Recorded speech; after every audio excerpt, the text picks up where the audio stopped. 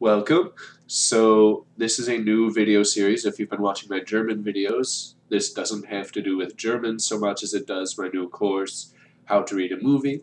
How to Read a Movie is a course where we're going to look at archetypes in film. So in order to look at an archetype, you need to understand what it is. So I'm going to walk us through a little bit of the thought history behind archetypes and then give a few examples, and then I'll close out this video. So where we start is with Plato, the philosopher from Greece who was a disciple of Aristotle. So he proposed that every form in the world, for example, this glass of water, has a corresponding ideal form somewhere in the ether or some other realm of ideals. So there is a ideal glass of water that this is a poor shadow of. So that was Plato's idea. That's where we get a lot of archetypes. So there could be an ideal philosopher, there could be an ideal dog, an ideal cat, an ideal anything you could see in the world around you. There's an ideal tree. So all of these concepts that are ideals allow us to understand the real world, quote unquote, that we live in. If you go read Plato's cave metaphor, he views the world we live in as a shadow of the real, which is the ideal realm. But that's beyond the scope of this course a little bit. Just wanted you to be aware of where some of the origin points for this come from. Another person took this idea forward and brought it to a different place. There was first Freud's theory of the subconscious or the unconscious mind, where there were just these things that drove our behavior that we had no real control over, like my fetish for my mother or some other thing was why I have a neurosis that drives, or psychosis that drives my behavior, and I have no control over that. And so what Freud said was where the id was, the ego should become.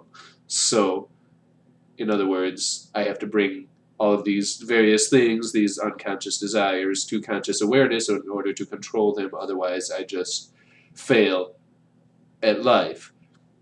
So that was Freud, but he kind of kept the emphasis on one person.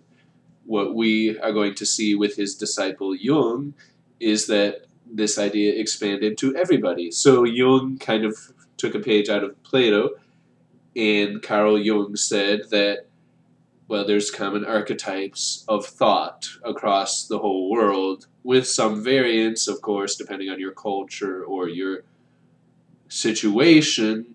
You know, if somebody's never seen snow, they probably don't have a mental category for snow, but at the same time, there's a basic structure that most people could understand the world through. So he gives examples. Some of them are simple, some of them are very convoluted, like a demon in the shape of a monkey. Well, that seems pretty specific to me. I haven't read his discussion of what he says about a demon in the shape of a monkey, but the animal symbol of a monkey has certain associations, like being tricky, being clever, being agile, being close to human but not quite, that sort of thing. So the archetype of a monkey suggests certain traits to us. So a demon monkey, I guess, would suggest negative aspects of those traits or some such thing. So he would use that imagery to analyze what people were thinking about. More common than demon monkeys are probably things like day and night. Well, okay, you have day, it's bright out, there's everything is revealed, everything is clear to the eye, you can see better, you can see further than you could at night. but sometimes day is blinding or whatever. You can see some of the associations that would come with day. And day typically in mythology is associated with a male deity of some sort, so you have that masculine association somehow in our minds with day. Conversely, with night, you have a feminine association. It's dark, it's less clear, you have to go more by feeling and instinct and limited perception, and it's kind of womb like. The moon is out, which is another humongous symbol of femininity.